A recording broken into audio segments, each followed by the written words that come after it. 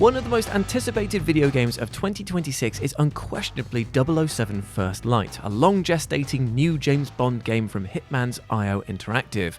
After completing development of Hitman 3, IO pitched Eon Productions on a bold new direction for a cinematic video game franchise based on the legendary Super Spy, as was revealed to the world this past June. And considering the generous amounts of gameplay footage IO has released of the game since, it sure seems that they're extremely confident in what they're making. And one should certainly hope so, given the absolute stacked slate of AAA blockbuster titles that will be competing for our attention next year. But from what we've seen so far, 007 First Light looks set to be one of 2026's biggest smash hits. So let's have a chat about them. As I'm Jules, this is FGS, and these are 7 things you need to know about First Light 007.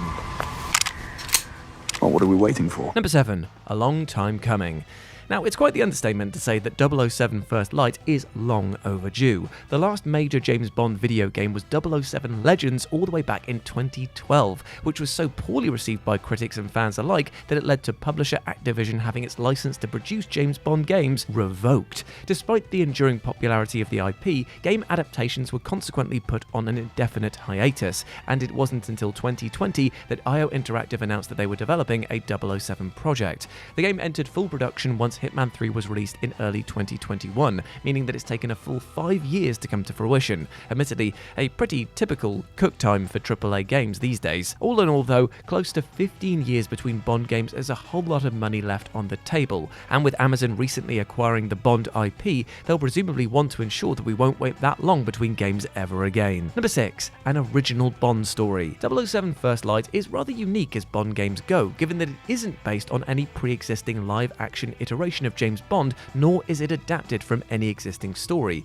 Rather, First Light is an entirely new origin story for 007 that depicts a young, inexperienced 26-year-old Bond as he completes his mission to acquire his 00 status. Though IO has taken inspiration from Ian Fleming's novels and short stories, the bones of the story are original and will kickstart an entirely new continuity. IO also insists that their take on Bond will cleave away the character's more dated and problematic traits, particularly his casual sexism, to deliver a Bond that will appeal to both old-school Bond fans and those entirely new to the IP. Best of all, IO is invested in the long haul, as they're already envisioning a trilogy of 007 games where they can give a generation of players a Bond to call their own. Considering the mind-numbing amount of time between Bond movies in recent years, a video game franchise can be a great way to serve up more cinematic 007 stories without waiting for Hollywood. Number 5. Gibson. Patrick Gibson. The big question about any 007 project, of course, is the casting, because it'll pretty much sink or swim on the strength of the actor cast to play Bond himself, and IO avoided any obvious choices when they hired Irish actor Patrick Gibson for the job, who's probably best known for portraying a younger Dexter Morgan on Dexter Original Sin.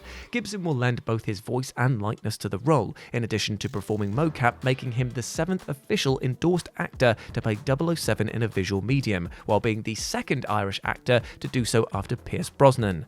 As the game will focus on Bond's younger years, Gibson seems primed to deliver a 007 like we've never quite seen before, younger, scrappier and less fully formed. In this iteration, Bond will however still be an orphan who is recruited into MI6 out of the Royal Navy, as in Ian Fleming's source material, and is witty and suave in the ways that we all expect.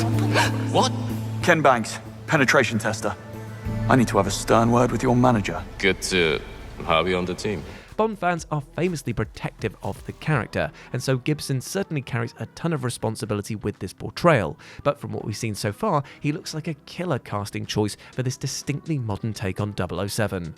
Number 4. A different type of Bond game. If you're expecting First Light to be an Uncharted-flavoured, non-stop rollercoaster ride of action-packed set pieces, well, that's not quite the experience that IO is planning to deliver. Apparently, Eon simply weren't interested in lending the Bond license to such a game after the increasing mindless action slant after the last few 007 titles. And so, IO's pitch apparently worked because it was less action-forward, instead encouraging players to find other solutions to complete their missions. There will still be gunfights and car chases, of course, but IO is taking a page out of their Hitman games by incentivizing players to employ stealth, gadgets, and tradecraft instead. Balance is the key as ever, with players often being able to choose their own approach. Taking a more cerebral, calculated approach to depicting the character compared to previous Bond games certainly makes sense, especially if IO wants us to buy this version of Bond as a master spy in the making who can carry a trilogy of titles.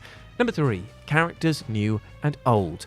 First Light's philosophy to fuse classic Bond tropes with entirely new ideas will also transpire through to its roster of characters. 007 will be joined by a number of expected franchise mainstays, such as Priyanka Burford's M, Alistair Mackenzie's Q, and Kiera Lester's Miss Moneypenny, each of whom have been reimagined to reflect their roles in shaping Bond's earlier life and career. But the game will also be investing in a collection of entirely original characters. Most prominently, there's Bond's MI6 mentor John Greenway, played by the inimitable Lenny James, MI6's Dr. Selena Tan, as portrayed by Gemma Chan, and the mysterious femme fatale Miss Roth, as performed by Naomi Nakai. It's fair to say that the marketing is probably holding back on revealing First Light's entire cast, but so far it certainly seems to be stacking its roster deep with characters both familiar and not. The supporting cast is so instrumental to the success of any Bond film, and the same will surely be true of the game. Number 2, but what about the theme tune?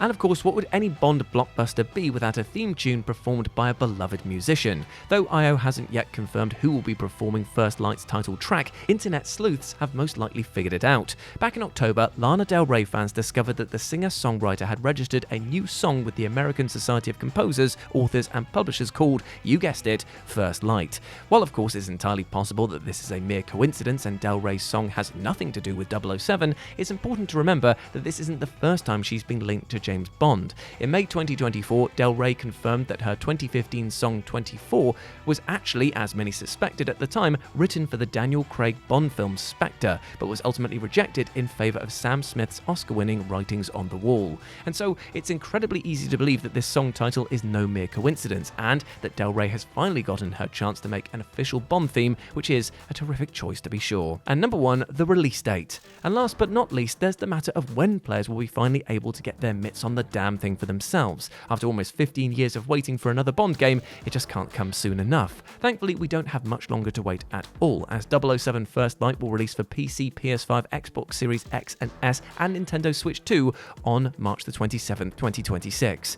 With so many blockbuster games being unveiled years before we actually get to play them, it's really quite refreshing that First Light will be landing barely 9 months after it was formally unveiled to the public. Yeah, you know what? Publishers, take note of this.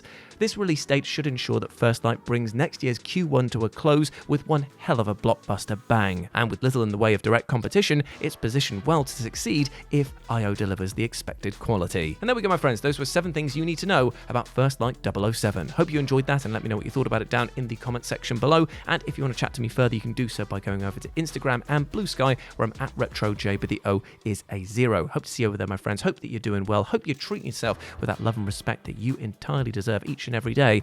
And I'll catch you in a bit. Bye. There's that English sang-froid. Bonne chance, James.